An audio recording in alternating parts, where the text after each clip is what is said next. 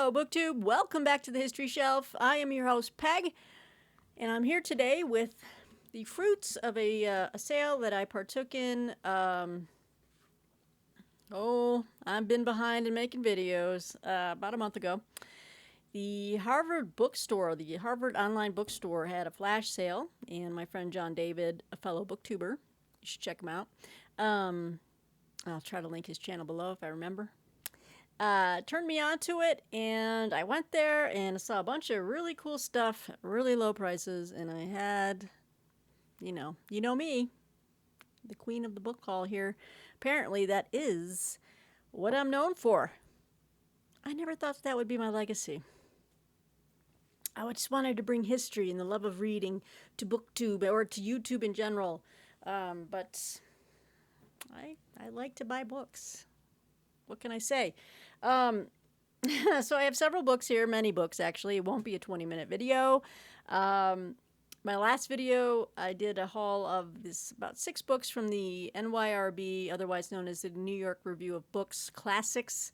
They have a flash sale of their own once or twice a year, and I picked up about 6 books there. Well, little did I know that they also had these NYRB classics at the online Harvard bookstore, where I have never shopped before online. Just didn't even register with me that was a place you could buy books, but well, there you have it. I mean, I'm out here in Colorado. What do I know? What do I know from Harvard? But anyway, I picked up about 4 titles of NYRB classics from the Harvard bookstore sale, and let's just jump right in. This was a trilogy. I'm missing the 3rd book in the trilogy, I guess, right? I don't know. I've never heard of this work before. It's a work of literature based around World War II. Again, I love historical fiction and, novels written in or about World War II I'm really into. Let me see, which one is the first? I don't even know which is the first one. But this is works by Olivia Mann, and this still has the price tag on it from the Harvard bookstore. Not Olivia Mann, Olivia Manning. And this is The Fortunes of War. It's called the Fortunes of War, the Balkan Trilogy. It's a very large book. Introduction by Rachel Cusk. So it's a big, sturdy novel. So let's take a look here. Ooh, it's hard to read this text here. The Balkan Trilogy is a story of a marriage and of a war, a vast, teeming, and complex masterpiece in which Manning brings the uncertainty and adventure of civilian existence under political and military siege to vibrant life. Manning's focus is not the battlefield, but the cafe and kitchen, the bedroom and street, the fabric of the everyday world that has been irrevocably changed by war, yet remains unchanged. At the heart of the trilogy are newlyweds Guy and Harriet Pringle, who arrive in Bucharest, the so-called Paris of the East, in the fall of 1939, just weeks after the German invasion of Poland. Guy, an Englishman teaching at the university, is as wantonly gregarious as his wife is introverted, and Harriet is shocked to discover that she must share her adored husband with a wide circle of friends and acquaintances. Other surprises follow. Romania joins the Axis, and before long, German soldiers overrun the capital. The Pringles flee south to Greece, part of a group of refugees made up of white Russians, journalists, con artists, and dignitaries. In Athens, however, the couple will face a new challenge of their own, as great in its way as the still expanding theater of war. So, I've seen it before on the NYRB website. I just never pulled the trigger on it, but this time around I said yes to the dress. Sorry. I said yes to the book, and for the price, I was like, well, heck, why don't I also get the other book that she wrote, which is Fortunes of War, the Levant Trilogy, an introduction by Anthony Satin. It's not as large, but let's take a look here. In the Levant Trilogy, Olivia Manning returns to the story of the young English couple, Guy and Harriet Pringle, Last seen at the end of the Balkan trilogy, departing from Athens ahead of the invading Nazi army. Now, in the spring of 1941, they arrive in Egypt as Rommel's forces slowly but surely approach Cairo across the Sahara from the west. Will the city fall? In the streets, the people contemplate welcoming a new set of occupiers, while European refugees and well-heeled Anglo-Egyptians prepare to pack their bags. And at night, everyone who is anyone flocks to the city's famed hotels and seedy cabarets, seeking one last dance before the tanks roll in. Manning describes the Pringles' ever-complicated marriage and their motley group of friends and foes with the same sharp eye that earned the Balkan trilogy a devoted following.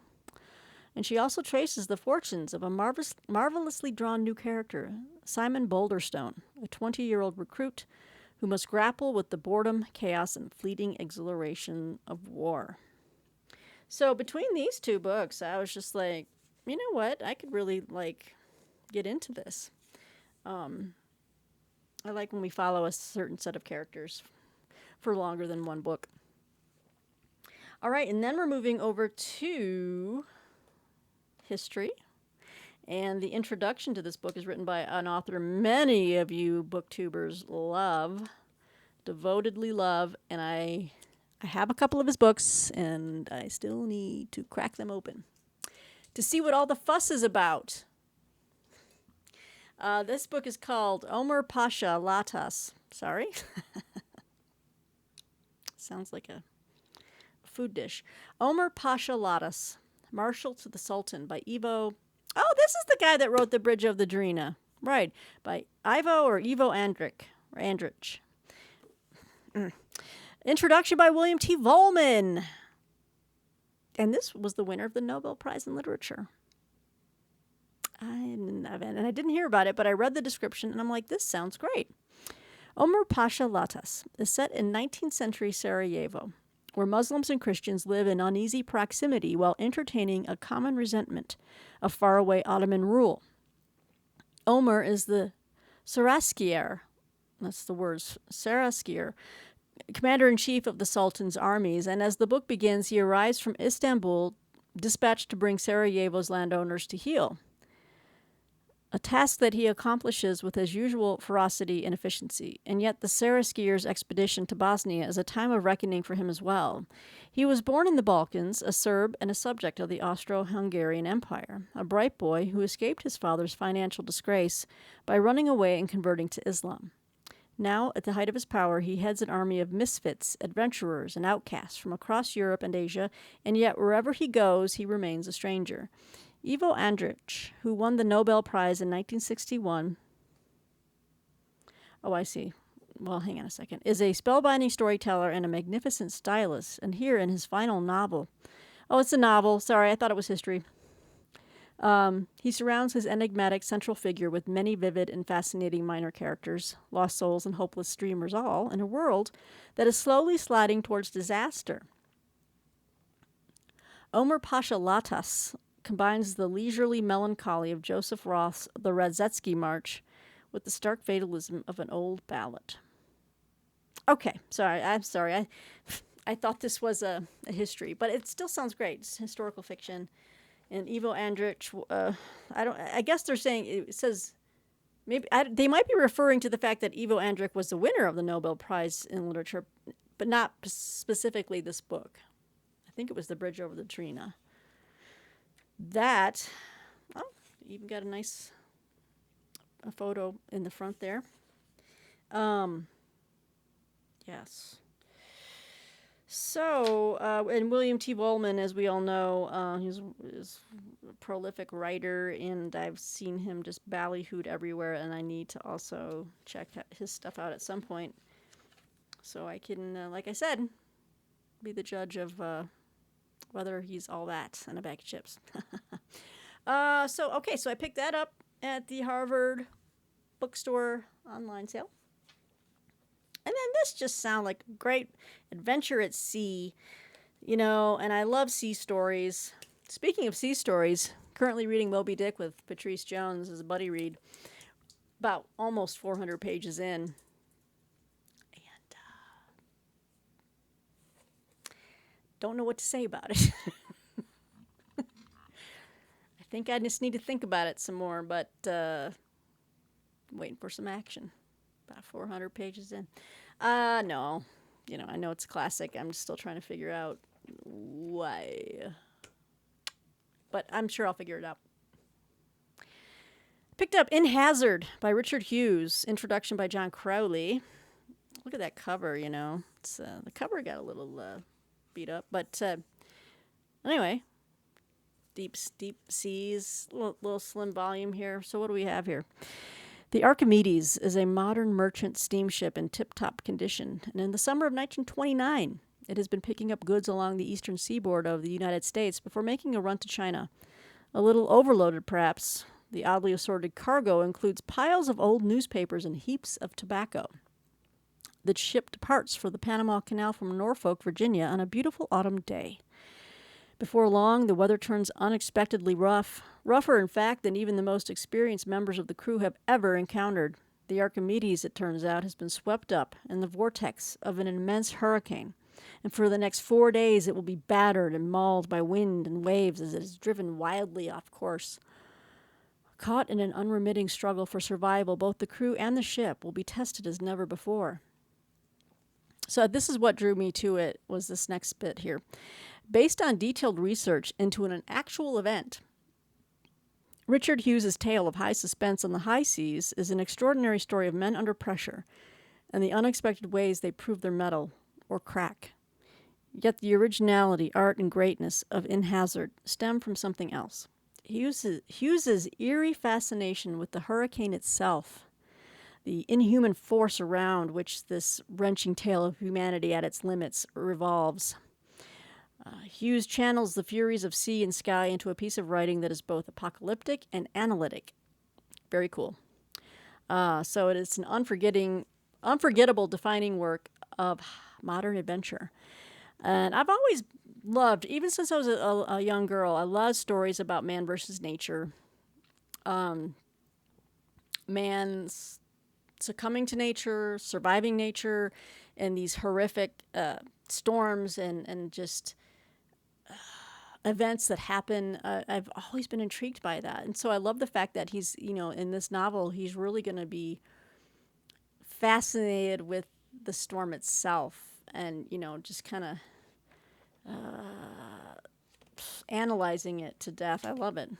So, In Hazard by Richard Hughes. Never read it, and I'm very excited to check that out. I am sorry. I did not mean to yawn, you guys. It's evening here. It's like, what is it, 6:30?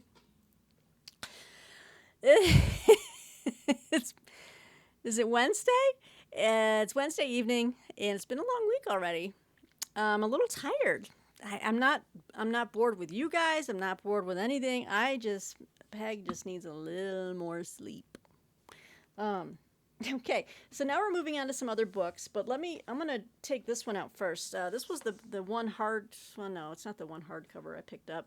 It's one of two that I picked up at the Harvard bookstore sale, but it still was about $12, but this came out, a year or two ago, and everyone was really looking at it, and it was getting highly reviewed, and I just wanted to learn more about this writer, this legend, and it's a Princeton book, and I love Princeton University Press, and this is about Dante. This is a biography on Dante. This is the massive hardcover Dante by John Took. Got it for about $12. And love that front piece here. Awesome.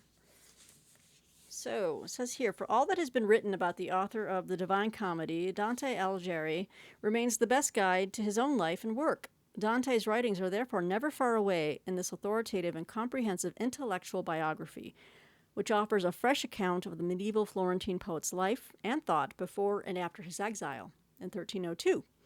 Beginning with the often violent circumstances of Dante's life, the book examines his successive works as testimony to the course of his passionate humanity, his lyric poetry through to the Vita Nova as the great work of his first period, the Convivio, De Vulgare Eloquentia, and the poems of his early years in exile, and the Monarchia and the Commedia as the product of his maturity.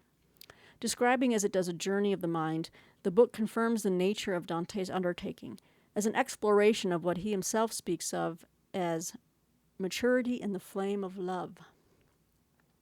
The result is an original synthesis of Dante's life and work. I wanted to educate myself about Dante. Now, I thought maybe reading this would help me. Ooh, a lot of this is in... The poetry is in Italian, so hey. Fabulous. But you know what? That's fine. This will help me at least kind of get my arms around Dante's work, which I still want to tackle at some point in my life. So I picked that up. Okay, and then I picked up this very small, tiny little volume just to augment my my pretty decent collection of works on, from, or about Alexis de Tocqueville. And I have this writer's work on. He has a book, same type of design, but it's not a tiny little volume. It's a big, thick volume, and it's right up behind my shoulder. Oh, I can see it right there. It's got the. Dang it! I have to look there. It's got this little circles on it right there. That's by Alan Ryan. It's called I think On Politics. And this is on Tocqueville, Democracy in America. So Liverite Classics. That's by Alan Ryan. It's a very small, tiny little thing.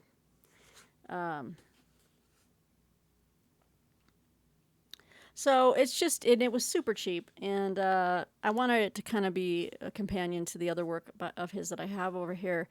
And this book just features a chronology of Tocqueville's life, an introduction and text by Alan Ryan that provides crucial context and cogent analysis, key excerpts from Democracy in America. So it's kind of a mixture of some essays in here. Each chapter has like footnotes, so it's not all at the end. It's, within just a small little volume, but I picked it up. Ooh, I was very excited to see this because a couple of years ago I read and reviewed a book by the author of... Oh, God. Now I'm blanking on it.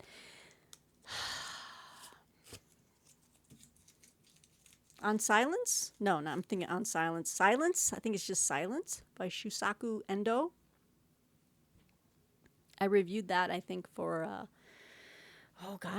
might have been Shelf Awareness. But it was another book that they had just printed of another piece of work that he had written and was recently translated. And so I kind of became a fan through that second book, not necessarily through... let me see if I can find this damn thing. You guys, I don't know why I am blanking on this. Hold, please. Hi again. Sorry about that. So yeah, it was Silence that everyone was. They made into that movie by Scorsese made, and I read that. And then the book that I reviewed, actually, it was for Historical Novel Society review that I read that review of one of the books that came out in the last couple of years called Sashiko, and so I really liked that one. So when I saw this on the site, I was like, get my hands on this, and this is, I'm trying to get the sticker off, sorry. This is Shusaku Endo's A Life of Jesus, translated by Richard J. Schuchert. It's a Tuttle Classics, but look at that cover, huh? A Life of Jesus is a simple and powerful retelling of the gospel accounts of Jesus Christ. It is not a biography, nor is it a fictionalized account of Jesus' life. Rather, Endo wrote this story for his non-Christian countrymen in an effort to explain who Jesus was and what he stood for.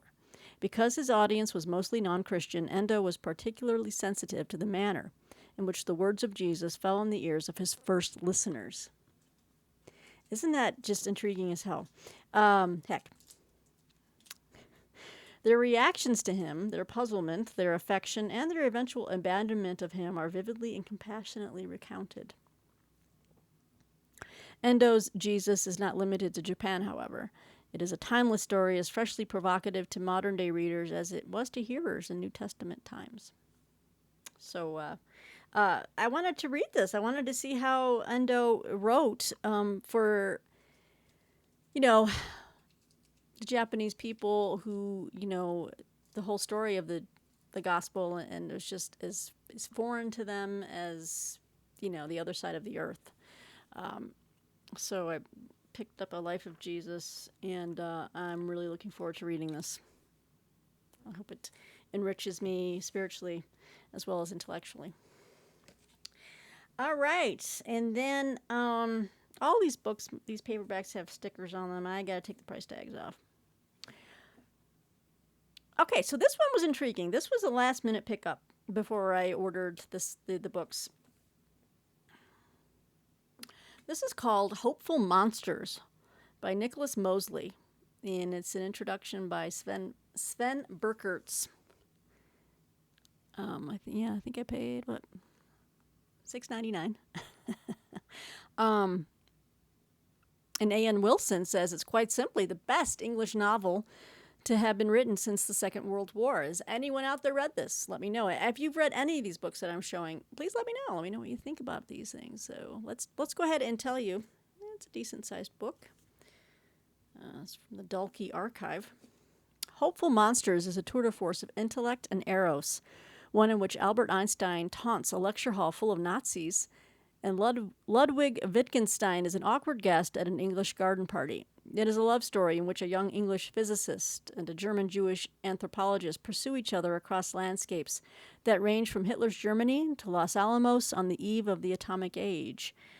It is also a pyrotechnically accomplished novel of ideas in which communism, psychoanalytic theory, uncertainty, and relativity attain visceral emotional force and help us understand the cataclysms of the 20th century.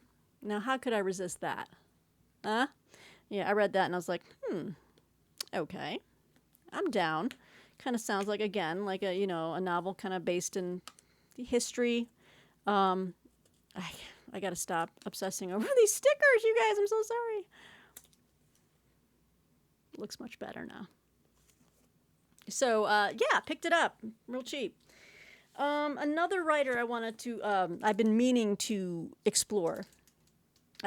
In my sundry readings and historical fiction reviews that I've done for other places, his name keeps coming up, whether within the novels or in the bibliography or anything like that. And I know that I think it's a trilogy. No, maybe this is not the trilogy, but I think he's written one that follows a family for several books. But this is Naguib Mahfouz. Naguib Mahfouz. And this is Children of the Alley. There's his name, Naguib Mahfouz. Let's put up by Anchor Books. Okay, here we go. The tumultuous alley of this rich and intricate novel, first published in Arabic in 1959, tells the story of a delightful Egyptian family, but also reveals a second, hidden, and daring narrative, the spiritual history of humankind.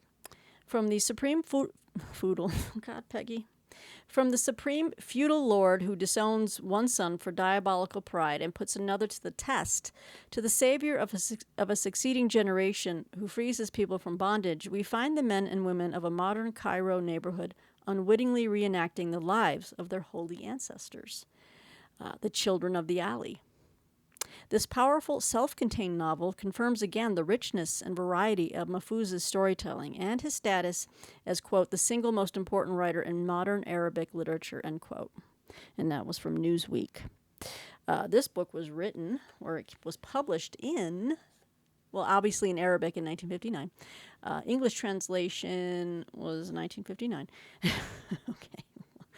Well, I know this book is came out since then, so 1996. Yeah, he's written, there's a whole, there's a trilogy of books by his called the Cairo Trilogy, which I also want to explore, but he has a lot of standalone novels, of which this is one. But his Cairo Trilogy consists of Palace Walk, Palace of Desire, and Sugar Street. Any readers of Naguib Mahfouz, please comment below and let me know anything you know about the writer, his work, what you thought of it, what I can look forward to. But I like reading world literature. I do, in addition to history. I'll pretty much read anything except self-help, sports books. Even though I like sports, I just don't like. Yeah. Anyway, we'll keep moving on here. I don't want to alienate anyone who likes those things. Here's another writer. Now, this is a South American writer, I believe, that I've been wanting to discover as well. I've heard about his work through other channels, Think Better Than Food, and of course, my friend John David is a big fan of this guy's work, and a few other folks. And I've seen this book before, and I keep meaning to get it, and I finally got it now. And this is Machado de Assis. Machado de Assis. That's what I'm going with. And this is 26 stories. What do we have here? Translated by Margaret Jolcosta and Robin Patterson. I got it for $7, as you can see from the stupid price tag. Sorry, guys. So Machado or Machado de Assis, I'm sure someone will correct my pronunciation. This is a foreword by Michael Wood, who I'm very familiar with. This copy was put out by Liverwrite. Sorry, I'm waiting for Martine to come back with the groceries, so I might have to pause. So a nice little paperback of, it says here, is widely acclaimed as the greatest writer ever produced in Latin America. That Susan Sontag said that. And Allen Ginsberg called him another Kafka. And Machado de Assis, who lived from 1839 to 1908, was famous in his time for his psychologically probing tales of fin de siècle Rio de Janeiro, a world populated with dissolute plutocrats, grasping parvenus, and struggling spinsters. And this original paperback edition, Margaret Jolcosta and Robin Patterson. I'm going to take a sip of water. That's better. And Robin Patterson, the accomplished duo behind the landmark, heroically translated volume of the collected stories of Machado de Assis, include 26 chronologically ordered stories published during Machado's life, featuring classics such as the celebrated novella The Alienist, that tragicomic parable of bureaucracy, madness, and power, and more. Ultimately, this book, Machado de Assis' 26 Stories, affirms Machado's status as one of the towering masters of world literature. So yeah, some of the other stories in here are Posthumous Picture Gallery, Midnight Mass, Father Against Mother, The Tale of the Cabriolet, and many more. So I picked that up as well. And moving on to other great writers of the 20th century. We've got a skinny little book. You can read it in one sitting. And it looks like a rat got to this book. I don't know why I didn't notice this. I got paper flying out from the sides. Oopsie. What happened? What happened here, man? Harper Bookstore. Holy shoot. That's okay. I mean, I paid $5 for it. And we got Stefan Zweig on Nietzsche. It's Pushkin Press. Look how skinny this thing is. Little tiny volume. So this is a compelling portrait of one of the greatest philosophers of the 19th century by one of the best-selling writers of the 20th. Did I say 19th or 20th century? 20th century. In this vivid biographical study, Zweig eschews traditional academic discussion and focuses on Nietzsche's habits, passions, and obsessions, concentrating on the man rather than the work, thank goodness. On his tragic isolation and volatile creativity, Zweig draws the reader inexorably into the drama of Nietzsche's life. I don't drink, so no, I am not drunk. I do not drink alcohol. I am just a tired pup. Wow, this thing just really got shredded. I might see if I can get a replacement. I got a nice little picture of the. Look at that mustache, man. Whoo! That's like the handlebars on a Harley. Crazy dude. All right, so I picked up a little book on Nietzsche by Stefan Zweig, and I still want to read some of his writings as well. There's so many people, so many books, so little time. Okay, guys, guess what? I'm down to my last book on this Harvard bookstore online sale. Thanks for making it to the 30-minute mark, if you're still here. If you're not, who needs you? I'm just kidding. Okay, so this is a slim little hardcover I picked up. I love reading about Dietrich Bonhoeffer, and I've got, major biographies on him. I've got his, I think I just showed him in a very recent haul, right? His book on ethics. I showed you my copy of his The Cost of Discipleship. And in fact, I just bought from, where did I buy it from? ChristianBook.com had a, I don't know, I found some academic titles on sale for like books for $2.99. How can I pass that up? And they had a book on Bonhoeffer, so I'll have more Bonhoeffer coming. But in the meantime, I picked up No Ordinary Men, Dietrich Bonhoeffer and Hans von Dohnanyi, Resistors Against Hitler in Church and State by Elizabeth Sifton and Fritz Stern. This was a New York Review book. Nice little hardcover. Oh, I didn't even realize, yeah, it is New York Review, New York NYRB Classics. So I guess that kind of goes with the others that I've showed you. But it's a hardcover version. So, yeah, it's a small volume. I'd say, minus the appendix, it's about 140 pages. It says here, during the 12 years of Hitler's Third Reich, very few Germans took the risk of actively opposing his tyranny and terror, and fewer still did so to protect the sanctity of law and faith. In this book, Sifton and Stern focus on two remarkable, courageous men who did, the pastor and theologian Dietrich Bonhoeffer and his close friend and brother-in-law Hans von Dohnanyi, and offer new insights into the fearsome difficulties that resistance entailed. Not forgotten is Christine Bonhoeffer Dohnanyi, Hans's wife and Dietrich's sister, who was indispensable to them both. Let's see here. From the start, Bonhoeffer opposed the Nazi efforts to bend Germany's Protestant churches to Hitler's will, while Dohnanyi, a lawyer in the Justice Ministry and then in the Wehrmacht's counterintelligence section, helped victims, kept records of Nazi crimes to be used as evidence once the regime fell, and was an important figure in the various conspiracies to assassinate Hitler. The strength of their shared commitment to these undertakings and to the people they were helping endured even after their arrest in April 1943, and until, after great suffering, they were executed on Hitler's express orders in April 1945, just weeks before the Third Reich collapsed. So, Bonhoeffer's posthumously published letters and papers from prison and other writings found a wide international audience, but Dohnanyi's work is scarcely known, though it was crucial to the resistance, and he was the one who drew Bonhoeffer into the anti-Hitler plots. Sifton and Stern offer dramatic new details and interpretations in their account of the extraordinary efforts in which the two jointly engaged. No Ordinary Men honors both Bonhoeffer's human decency and his theological legacy, as well as Dohnanyi's preservation of the highest standard of civic virtue in an utterly corrupted state. So I thought that I definitely need to have this as part of my Bonhoeffer collection.